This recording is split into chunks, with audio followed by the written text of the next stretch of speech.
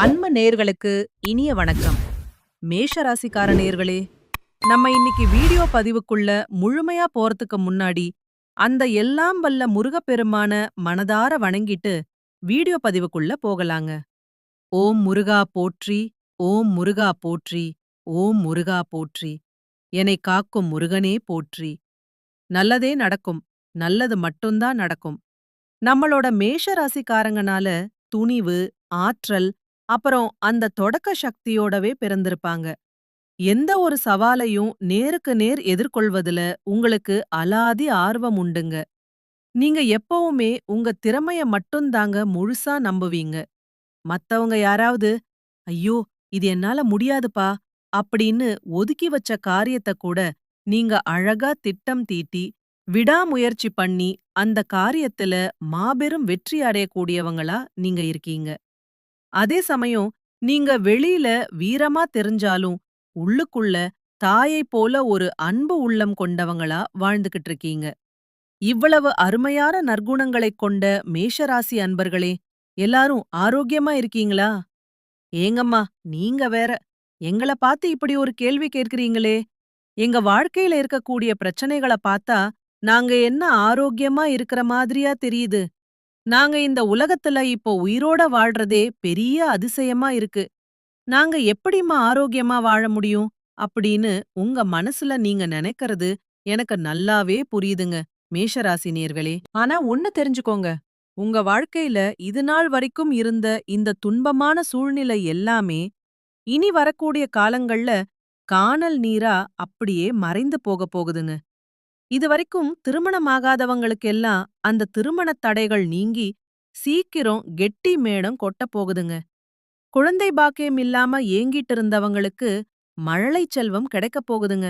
அது மட்டும் இல்லாம இந்த பூர்வீக சொத்து ரீதியா உங்களுக்கு இருந்த அனைத்து பிரச்சனைகளுக்கும் ஒரு நிரந்தர தீர்வு கிடைக்கப் போகுது. உங்களுக்கு முறைப்படி வரவேண்டிய பூர்வீக சொத்து தானாவே உங்க கையில வந்து சேரப்போகுதுங்க. உங்க வாழ்க்கையில இனிமேல் நல்லதெல்லாம் அடுக்கடுக்கா அடுத்தடுத்து நடக்கப் போகுதுங்க. உங்களுடைய நீண்ட நாள் ஆசைகள், கனவுகள் எல்லாமே இனி நிறைவேறப் போகுது. நம்ம இன்னைக்கு இந்த வீடியோ பதிவுல எத பத்தி விரிவா பார்க்க போறோம்னு பாத்தீங்கன்னா, ஜோதிட ரீதியா மேஷராசி நேர்களுக்கு இனி என்ன நடக்கப் போகுது? அவங்க வாழ்க்கை எப்படி மாறப்போகுது? நிஜமாவே பிழைக்க வழி இருக்குதா? அப்படிங்கறத பத்தி ரொம்ப தெளிவா பார்த்து தெரிஞ்சுக்க போறோங்க. மேஷராசிக்காரங்க பிறவியிலேயே போராட்ட குணம் கொண்ட போர் வீரர்களா இருப்பாங்க. இவங்கள பொறுத்த வரைக்கும் அடுத்தவங்க ஒதுக்கி வச்ச கடினமான காரியத்த கூட தன்னோட புத்தியால அழகா திட்டம் தீட்டி முடிப்பாங்க. இவங்களுக்கு இந்த 2026ஆம் ஆண்டு ஒரு பொற்காலமா அமையப் போகுதுங்க. சனி பகவான் இப்போ 12ஆம் வீட்ல இருந்தாலும் இந்த 2026 வருஷம் மேஷராசிக்காரங்க வாழ்க்கையில ஒரு மறக்க முடியாத ஆண்டா அமையப் போகுது. குறிப்பா சொல்லணும்னா, வர்ற ஜூன் 2026இல் குரு பகவான் மிதுன ராசியில இருந்து கடக ராசிக்கு பெயர்ச்சியாகப் போறாருங்க. கடக ராசிங்கிறது மேஷ ராசிக்கு 4ஆம் வீடு. அங்க குரு பகவான் உச்சம் பெறப் போறாரு. இதனால உங்களுக்கு சொத்து சேர்க்கை ஏற்படும், நல்ல வீடு அமையும், நிலம், வாகனம் வாங்கும் யோகம் எல்லாம் தேடி வரும்.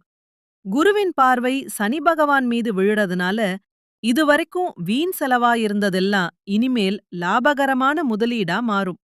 நீதிமன்ற வழக்குகள், எதிரிகளின் தொல்லை, இது எல்லாத்துல இருந்தும் குரு பகவான் உங்களை காப்பாத்துவாருங்க. அரசியல்ல இருக்கிறவங்களுக்கு வெற்றி நிச்சயமா கிடைக்கும். அப்புறம் டிசம்பர் மாசத்துல ராகு பகவான் மகர ராசிக்கு மாறுறதுனால உங்க தொழில்ல நல்ல மாற்றங்கள் வரலாம். சுருக்கமா சொன்னா, 2026இல் உங்க வாழ்க்கையே தலைகீழா மாறப்போகுதுங்க. மேஷ ராசிக்காரர்களுக்கு ஒரு மிகச்சிறந்த காலமா இது அமையப் போகுது.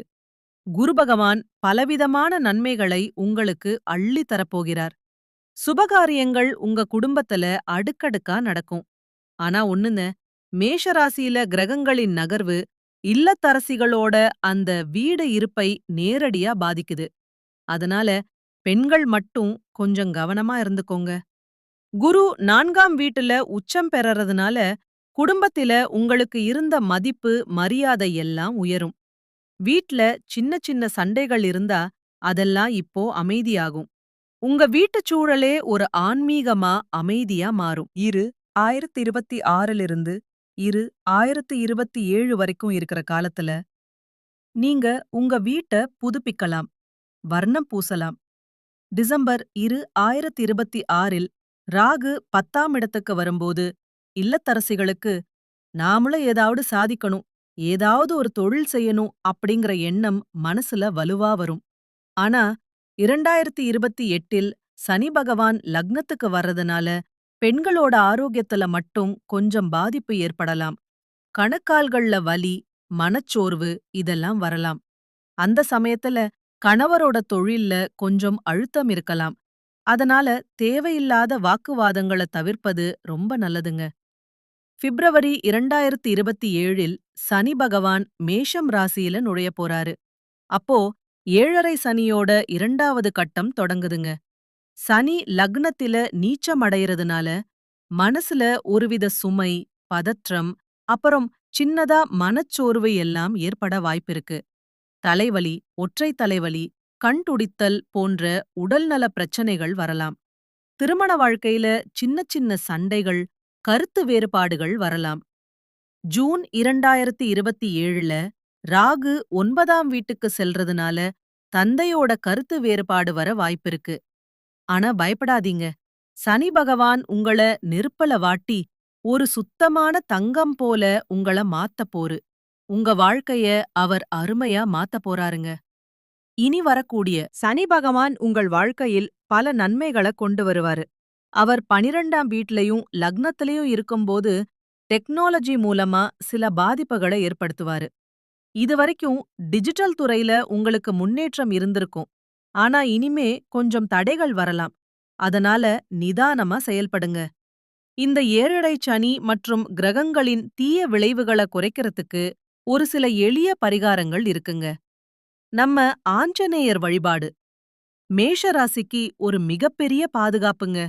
ஒவ்வொரு செவ்வாய்க்கிழமையும் மறக்காம ஆஞ்சநேயர் கோயிலுக்கு போயிட்டு வாங்க. ஆஞ்சநேயரோட பாரத்திலிருந்து அந்த செந்தூரத்தை எடுத்து உங்க நெத்தியில திலகமா இட்டுக்கோங்க. உங்க வாழ்க்கையே அருமையா இருக்கும். கெட்டது அப்படிங்கிற பேச்சுக்கே இடமில்லங்க. இதுவரைக்கும் உங்கள வேண்டாம்னு உதறி தள்ளிட்டு போன சொந்த பந்தங்கள் எல்லாம் இனிமே உங்கள ஒரு பெரிய சொத்தா நினைச்சு தேடி வந்து ஏத்துக்க போறாங்க. 2026ஆம் ஆண்டு மேஷராசிக்காரங்களுக்கு வேலை செய்யற இடத்துல நல்ல முன்னேற்றம் இருக்கும். புதிய வாய்ப்புகள் எல்லாம் உங்களை தேடி கதவை தட்டும். வருடம் முழுசும் நீங்க சவால்களை தகர்த்தெறிந்து வெற்றி அடைய போறீங்க. குறிப்பா ஏப்ரல், ஜூன், ஜூலை மாதங்கள்ல உங்கள் வாழ்க்கையில பல நன்மைகள் நடக்கும். பழைய உறவுகள்ல குழப்பங்கள் இருந்தாலும் செப்டம்பர், டிசம்பர் மாதங்கள்ல அந்த உறவுகள் எல்லாம் ரொம்ப உறுதியாகும். வருமானம் மிதமா அதிகரிக்கும். ஆனாலும் செலவுகள கொஞ்சம் திட்டமிட்டு செய்ய வேண்டியது ரொம்பவே அவசியம். உடல் ஆரோக்கியத்தை பொறுத்தவரை மன அழுத்தம் சில சமயங்கள்ல அதிகரிக்கலாம். அதுக்கு யோகா மற்றும் தியானம் ரொம்ப முக்கியங்க.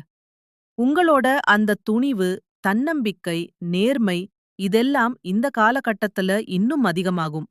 சாதனை படைக்கும் மனப்பான்மை உங்க மனசுல ஊற்றெடுக்கும். திட்டமிட்டு செயல்படுங்க. வெற்றி மட்டும்தான் உங்க பக்கம். இந்த உலகத்துல யாருங்க நிஜமான கோடீஸ்வரன்? கோடி கோடியா பணம் வச்சிருக்கிறவங்களா? இல்ல பிடிச்ச உணவ சாப்பிடுறவங்களா? இல்லைங்க. யார் ஒருத்தர் எந்த நோயும் இல்லாம, மனக்கவலை இல்லாம, நிம்மதியா நித்திரை செய்றாங்களோ அவங்கதாங்க இந்த உலகத்திலேயே சிறந்த கோடீஸ்வரன். அப்பேற்பட்ட கோடீஸ்வரன் ஆகக்கூடிய யோகம் உங்களுக்கு இந்த வருடம் அமைஞ்சிருக்குதுங்க. இனி உங்க வாழ்க்கையில கவலைக்கோ, கண்ணீருக்கோ துளி கூட இடம் கிடையாது. நீங்க சந்தோஷமான, ஆரோக்கியமான வாழ்க்கையை வாழப் போறீங்க. மேஷ ராசிக்காரர்களே, உங்களுக்கான அதிர்ஷ்ட தகவல்கள் இதோ. அதிர்ஷ்ட நிறம் வெள்ளை மற்றும் ஆரஞ்சு நிறம். அதிர்ஷ்ட திசை தென்மேற்கு மற்றும் வடகிழக்கு. அதிர்ஷ்ட எண்கள் 6 மற்றும் 8. அதிர்ஷ்ட கிழமைகள் வியாழக்கிழமை மற்றும் வெள்ளிக்கிழமை. அதிர்ஷ்ட மலர்கள் மல்லிகை மலர் மற்றும் ரோஜா மலர். கடைசியா ஒண்ணுங்க, குலதெய்வம் எங்கேயோ இருக்குதுன்னு நீங்க கவலைப்பட வேண்டாம். நீங்க எங்க இருந்தாலும் ஒரு தீபம் ஏத்தி வச்சு, அந்த தீப ஒளியில தெய்வங்கள் இருக்காங்கன்னு நெனச்சு மனதார வேண்டிக்கோங்க. குலதெய்வம் தெரியாதவங்க கூட வீட்ல தீபம் ஏத்தி வழிபடுங்க. ஏன்னா, குலதெய்வ வழிபாடு குலம் காக்கும், குலம் தழைக்கச் செய்யும். அப்புறம் தினமும் காலையில எந்திரிச்ச உடனே சூரிய பகவானை நமஸ்காரம் பண்ணுங்க. சூரியனோட அந்த பிரகாசம் உங்க வாழ்க்கையையே வெளிச்சமா மாத்திடும். உங்க கண்ணீரெல்லாம் பனி போல கரைஞ்சு போயிடும். நல்லதே நடக்கும். நல்லது மட்டும்தான் நடக்கும். நன்றி. வணக்கம்.